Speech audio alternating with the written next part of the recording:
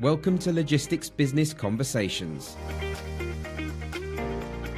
the podcast exploring the ideas and insights shaping today's logistics industry.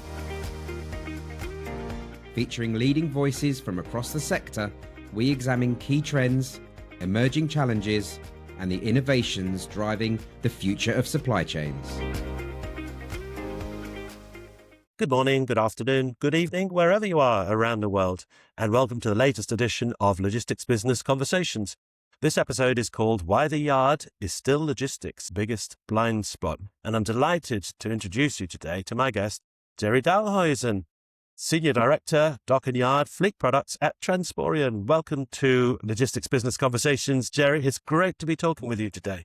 Oh, likewise. Thank you very much, Peter, for having the talk, because yards are my passion for many years, and I'm delighted to be at Transporeon and to provide a solution for the yards, for the yard problems. Yeah, and I'd say, in an industry, supply chain is packed with all these various technology platforms, but would you argue that the yard is still kind of one of logistics' least digitized environments, and why do you think that is the case? It's, as I said, it's my passion, and we are trying to solve the problem. So definitely I can admit that it is not yet fully digitized. And the main problem is that it is a huge disconnect, because it's a supply chain black hole. Everybody has in the warehouses very sophisticated WMS systems or ERP systems within the four walls. And the trucks on the road, they have even so sophisticated TMS systems nowadays, where they can do all kinds of optimized planning and magic they can do. But then they come together on the yard and they are disconnected. So that means that the warehouse is blind when a truck comes, and the truck shows up and then is, queuing up, and they have to wait. So there it all falls apart, mainly because of this big, huge disconnect, because they are those sophisticated systems are not connected with each other. So this critical point where transport and warehouse operations meet, it's operationally critical, but remains a blind spot. Effectively, this is where Transporeon steps in, right, to address that. Exactly. We in Transporeon, we are fortunate that we have a large network of connected warehouses with many carriers, hauliers that are already on our platform for, on one hand, getting the loads and bidding on the loads, but also for booking appointments for when they can pick up or deliver at a warehouse.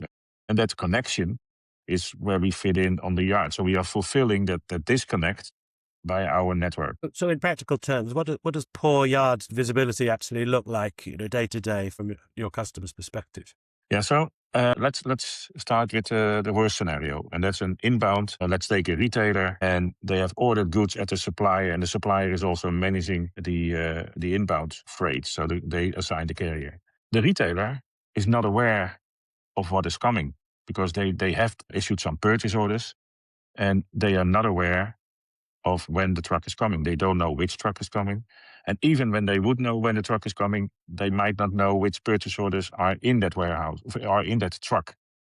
But for their replenishment, the cross-docking towards their retail stores, they need to know exactly when are the products coming in, because otherwise they will have an empty shelf. And that's a nightmare of a retailer, because the consumer might never come back. So, and that being blind of when the goods are coming and what goods are coming is just of this disconnect. And of course you can settle this with dispatch advice connections, but you don't do that for all your suppliers. You don't have 100% coverage of EDI connections with your suppliers. So the transport is really disconnected, and that is the operational impact. Gerry, I'm really surprised. I thought for years I've been writing about a connected supply chain, end-to-end connectivity, and yet you're telling me there's a really critical part here where we're basing decisions on assumptions, or are we still using here sort of reactive behavior patterns hitherto?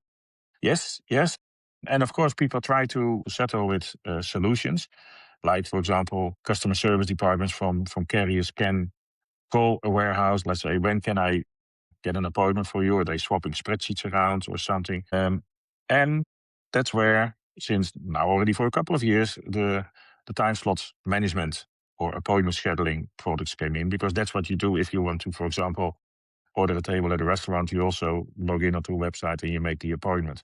And that already helps at least to solve the problem when the trucks are arriving. and that they are not queuing up, because that's the other part, right? If you don't have an appointment of coming in, then everybody wants to come at their favorite times, probably somewhere around 9. And then there's a huge traffic jam, meaning blocking roads. And on the other side, in the afternoon, the warehouse workers are idle. Yeah. So you're not making use of your right resources. Feels like it kind of triggers like almost like a chain reaction as well. Exactly. And by having appointments in, then you can schedule in advance that you can say, okay, I can handle 10 trucks per hour. And then you will manage your flow of incoming trucks. And then the warehouse problem is solved, but creates another problem at the haulier, the carrier, because according to their schedule, they want to arrive at 10 so they can do another job for the rest of the day. But if they are being forced to arrive at 1, then they don't like it so much. So it's also the two different worlds. You have your warehouse planning that you want to do, and then you have your transport planning that the carrier wants to do. And they have different targets. I mean, you're telling me that you can create software that keeps everyone happy all the time? Surely that's a miracle. Yes. So the problem is that you need to manage the different parties, both the carriers, as well, the hauliers, and the warehouses. And they need to adjust their schedule. And we have customers that want to adjust the schedule, because nowadays, with all the technology that we have exchange of information that is fairly easy if you set up the right APIs and if you follow standards like TS1. And you have technology in the trucks where you can track when the trucks are coming. Then why not going for a dynamic appointment scheduling solution instead of making fixed appointments that you have to arrive at 10? Why not having a window and then just base your warehouse planning on when the next truck is arriving and adjust your schedule to it? And that, of course, is not for everyone, because in a retail scenario, you can do this because the trucks come in, you just unload, and you have regulated your incoming flow instead of having the fixed appointment. So there are technical solutions that you can adapt. You know, when I talk to businesses across the sector, cost always comes as the top priority. They don't always tell me it's the top priority, but I know secretly that's what they're thinking. So what are the, for example, hidden costs that companies may perhaps fail to measure if their yard operations aren't coordinated smoothly like this? Yeah, so there's first of all the waiting times. If the trucks have to wait, there are 1 or 2 hours for free, but then the carriers, the hauliers will charge the ones who's managing the transport the waiting hours. That means if you're shipping the goods, you directly get the invoice from the carrier. But if this retailer that has the supplier managed inbound, then they will charge the supplier because there's no relationship between the carrier and the retailer. But then the supplier will do this next time in the products towards the retailer. So anyway, those are definitely hidden costs. But then you also have your inefficiency on the docks. If you don't have your flow of incoming trucks under control, then it's very likely that when they all show up somewhere in the afternoon, that your team has to do overtime and you have to pay for it. And let's not forget also the dissatisfaction of your colleagues, that they always have to work longer, or the other way around, that they work the guts off in the morning and then working off the backlog in the afternoon and then have another stressful day. Yeah. So those are very much drivers. And then let's also not forget the ripple effect in case that you are late with a delivery. If your incoming item is late for the delivery, is delayed, then maybe your outbound needs to be special transport. So that's another hidden cost. Or maybe outbound doesn't happen at all and you've got dissatisfied customers and there's exactly. Reputational damage. Think about this empty shelf in the retail store. Yeah. So when I see a crowded, congested yard, it's not necessarily a symptom of a lack of physical capacity. It may just be that the information flow is poor. Correct. It is mainly the information flow. Because if you have the information, then you can adjust. And then you can use physical tools like your docks. You can extend your docks, you can minimize your docks. That is just the bandwidth that you can use. Also, your forklifts are important. Shunters, if you use them to pull trailers, if that's possible. Those are the ones that are critical for your capacities, because you can have 100 docks, but if you only have 2 forklifts, then it doesn't make sense to have 100 trucks per hour, for example. So it's about this critical capacity that is determining how many trucks you can do. Now, Gerry, I'm conscious that Logistics Business Conversations is a predominantly audio medium, so I'm going to ask you to paint a picture in words as best you can of what a genuinely well orchestrated yard operation looks like today. Okay, then. And I would say keep our tagline in mind. I will start with it. We propagate connecting walls to wheels. We are connecting the walls from the warehouse to the wheels of the truck. And that's what you need to have. So if the driver or the supplier will make the appointment for the pickup and the delivery, and besides the time of picking up or delivery, you also get the information what is inside the truck. And there are different standards like ASNs and dispatch advices that can support this. Then you have exactly the information that you need. Ideally also connected to digital CMRs, an eCMR, an e-delivery node, or both. Then you have it all round. And then you have a paperless arrival when trucks are coming in. Ideally, you know already the license plates, you know the driver who's in. And then you can have a fast lane type of approach because you know who is coming when, what is inside the truck. The truck pulls up to the barrier, camera scans the license plate. In the meantime, the driver has already ticked the boxes for the health and safety instructions, handed over the documents because they are digital. So when the license plate is being scanned, the driver gets a message, please go to dock 6. And then they load or unload. And that's the ideal scenario. And that is not magic, that is not future, that can be already done today. So it's actually quite simple. Sounds like magic to me, Gerry. But that's just my perspective. I tell you something that I'm picking up from you is that it feels like we're shifting very, very much now from reactive to proactive. So, for example, if there is disruption, out of our control somewhere outside of the yard, you've got now the capability to move things around. Is that the case? Exactly, because if you know in advance, if you use visibility solutions to track the truck when it is coming, and you know that you expect the truck at 10, but based on the tracking, you get an estimated time of arrival of, let's say, 12 noon, right? 2 hours later. Then you know this already 2 hours in advance. You don't have to wait until the truck shows up at the yard and then realize, it's late. Or it is 10, and then you think, what time is it coming? And then you have to call and all these things. Now you see it in advance and you can adjust your schedule. So if you see that one truck is 2 hours late and the other one is 30 minutes early, you can just swap those trucks because you can reuse the slots, and then you're optimizing your warehouse capacity on the docks mainly. When I have conversations across the logistics industry, AI comes to the fore. Sometimes AI is used internally to help a business's own operations. But what I'm interested in hearing is whether you're able to use AI to make a difference to your customers' operations. So is it the case that AI is acting in that way with Transporeon? Yes, we are heavily, like probably many of our competitors or colleagues are doing in nowadays business, we are heavily focusing on AI support in our businesses. And if you think about planning an appointment, it sounds very easy, right? That's okay. You want to have an appointment when to arrive on a dock. But it's actually a negotiation exercise because, like I said, the carriers want to have it on their preferred times, the warehouse want to have it on their times, and it's not one carrier with one warehouse; it's multiple carriers with multiple warehouses. So what happens in practice is when the slots are being opened, then a lot of carriers are going directly hitting it and then trying to get those slots in. Let's say all between 9 and 11 in the morning. So they reserve it and then later they will free them up or whatever. It's just like a run on a very popular concert of any nice band that is coming to play. But if you would have agents that will do the negotiation on behalf of those carriers and on behalf of the warehouse, then you can have the agents doing negotiating amongst each other, which a human being normally cannot do. And then you have a higher satisfaction rate of that everybody's happy on the time that they need to arrive. On every corporate website that I look at, it says safety is our number one priority. And I understand that. But would you say that your solution has an implication for safety and safety enhancement? Yes, direct and indirect, I would say. First of all, indirect is when you regulate your flows, that you have not trucks queuing up, then and you have enough space on your yard to handle everything in a safe environment.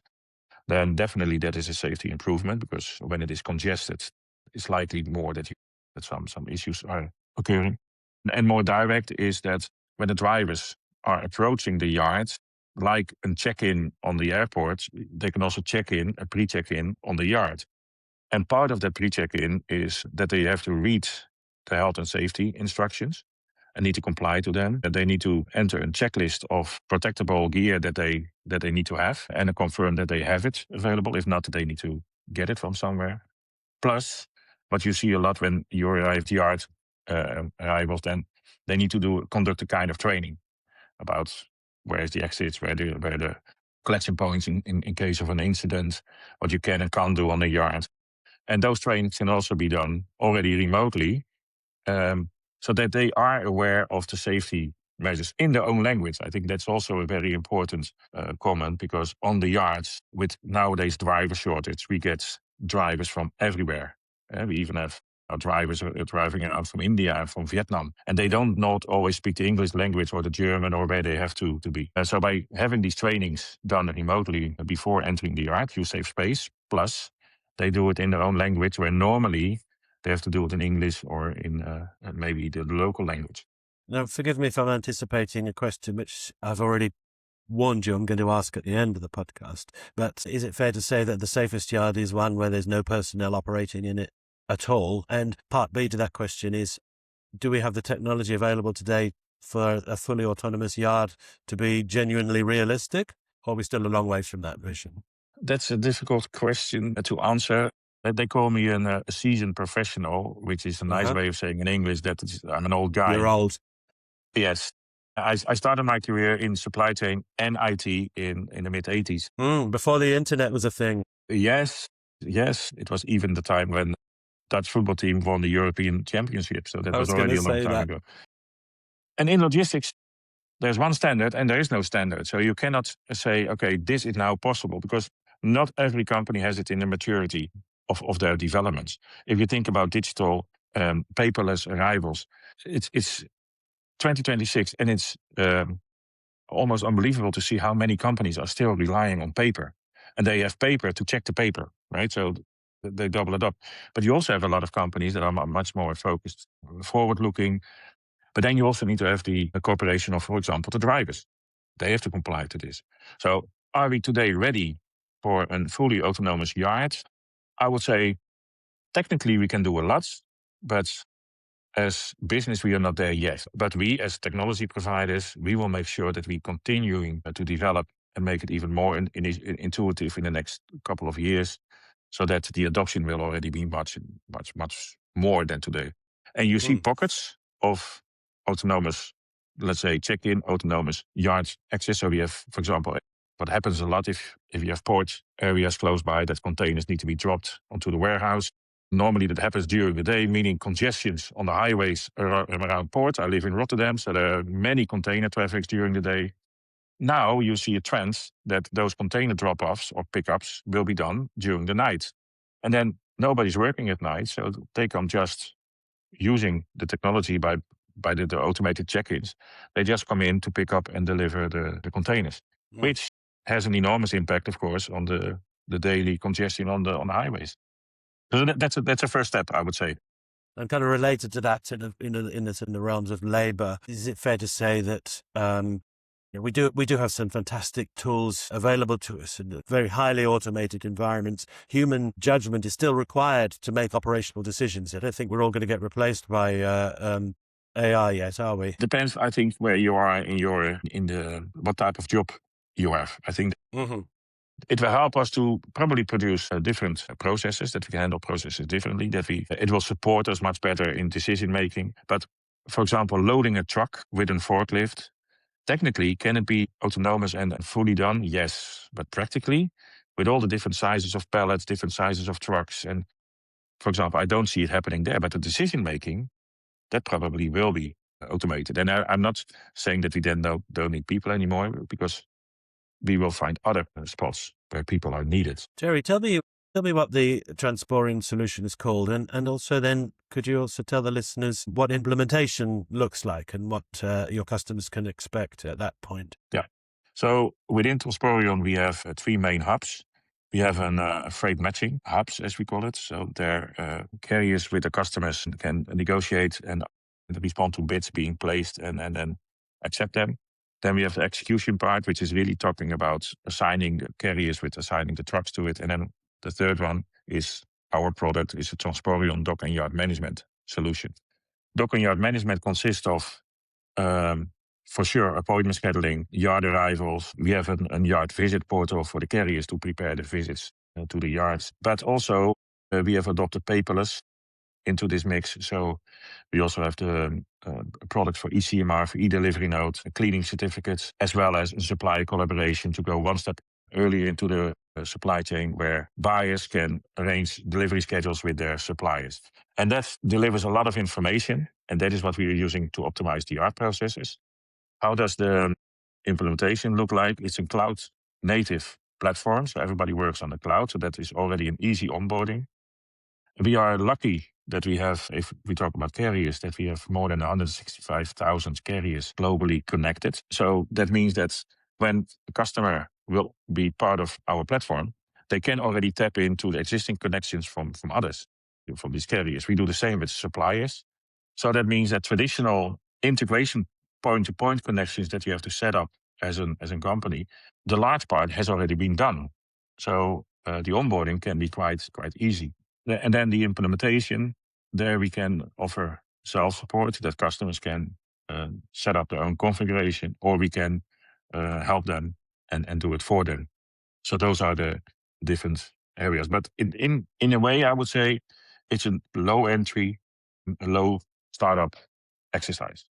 Of course, it depends on the size, right? There's a difference, one size or 24 size that you have to implement. But at that point, the planning, implementation, onboarding point, do you work with your customer to set up some KPIs around, just to demonstrate that the orchestration is working at its most efficiently? Do you put in some KPIs around dwell times or throughput, or maybe around, even around to the carrier satisfaction? Yes. So that's what we already do in the commercial process. We want to show that we can deliver an ROI based on reduced dwell time, based on other KPIs, and that is also what is being discussed between Transporeon and the customers in the QBRs that we have, sometimes MBRs, and we do more or less the same with carriers. So we have a carrier-focused department where we take a lot of effort to talk to our carriers to keep up the integrations. We even have carrier days where we operate in different countries, like, for example, Poland. Then on the parking, we have a carrier day, and then we treat the drivers in a very special way. We even have, I liked it a lot, the Driver of the Year award, a part of our yearly Insights Summit. And it's very nice to see, because that's normally a typical event where we show ourselves to our customers, and then management level or IT level is present. And then on the big stage, we put spotlights on a Driver of the Year, having a video of why he's a driver, what makes him aware.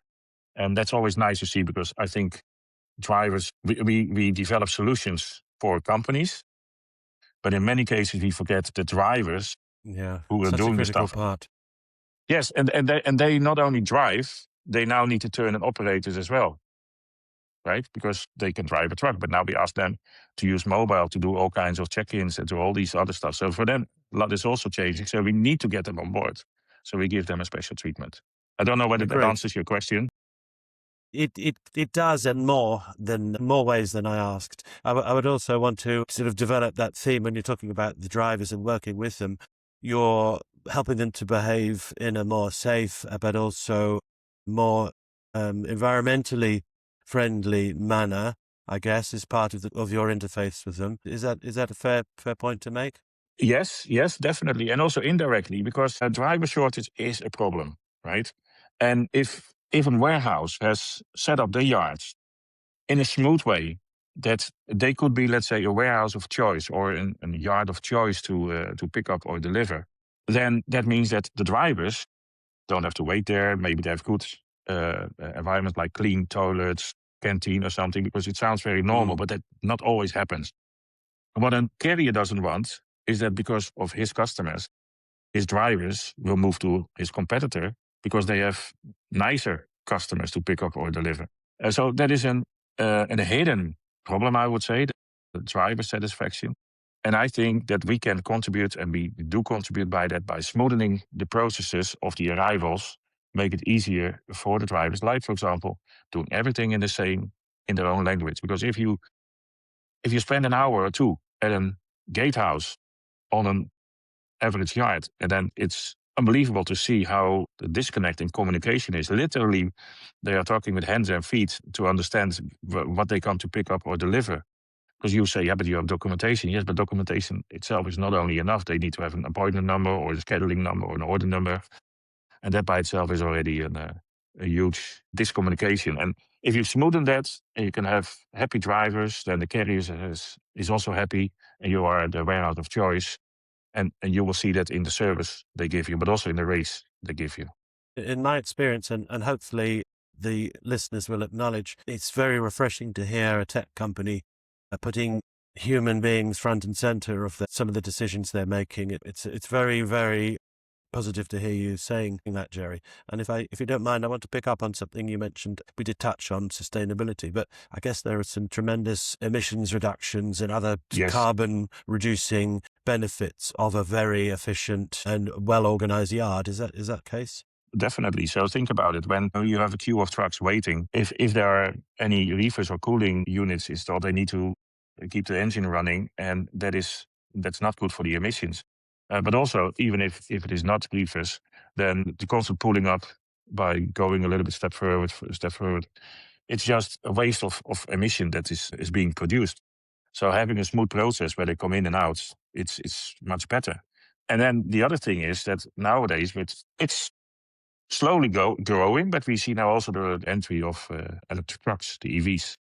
And then if you think about it, that's also developments that we see, that if you can combine on your yard the possibility to charge while loading or unloading, that also means another scheduling challenge, because you need to reserve the spot to charge. But then you make the best of it. So you motivate the trucks to drive electric. You give them the option while waiting, charging. That's ideal. They don't have to do it on the road. So that's another thing where I would see that it contributes to a better environment. Gerry, as we reach the end of this edition of Logistics Business Conversations, I've been given a bag full of special tools. I've got in there a crystal ball. I've got a magic wand. I've got a special lantern as well, which grants you some wishes. Now, you can use all or none or some of those tools when I ask you the next question, and that is, how do you envisage a yard to look? Maybe 5 years in the future? Tell us a little bit about how things can progress, and if we have this conversation in the future, what will we be talking about? What's next in logistics? We're asking the experts. In our Crystal Ball segment, industry leaders share their predictions for the future. So within 5 years, I would expect that sharing of information has already become much more a commodity than it has been now. And that sharing of information is being used to steer the processes on the warehouses and the yards. And that might also be that we do a lot of things autonomously planning, autonomously maybe even driving on the yards. I don't know yet, but that's more also not only technical, but also legal, I think. But the key foundation is having availability to the right level of information. And that will be done in 5 years. Why do I think that will be done in 5 years, and why it's more than a crystal ball? You see that on different levels in Europe, there are, but actually the US, there are also similar initiatives. There are digitizing initiatives on an European Commission level. Think about an ECMR. The FT, Electronic Freight Transport Information Regulation, will jump in 2027. And that will really, really motivate the supply chain participants to go digital, fully digital. And you know how it works in logistics. Think to Brexit the last time. Everybody knew it was coming in advance. And what happened on the day it came into effect? Huge traffic jams, because none of us were ready for it. And I think that's the same. After 2027, I would see a rise in this digital exchange of information, and people have their processes of exchanging information better set up. And that for me is the key foundation. Is it a crystal ball or a magic wand? Today, yes. But at least it's something that I can would say it's close. It comes. That's very encouraging to hear. And it's great to be talking to you, Gerry, about what was previously a bottleneck or a headache. We've taken some very practical steps towards turning the yard into what could effectively be a competitive advantage for your customers. I want to say thank you to Transporeon for supporting this edition of Logistics Business Conversations, and also to you, the listeners, for joining us today. Wherever you get your podcasts from, please subscribe to Logistics Business Conversations just to make sure that the next edition is delivered straight to you as soon as it's released. Until then, it's goodbye from Gerry Dalhousen. Thank you. Thank you very much. And thank you very much for the opportunity. And also, I hope that the listeners have enjoyed the conversation. I'm sure they have. Thank you, Gerry. And it's goodbye from me also, Peter McLeod. Goodbye.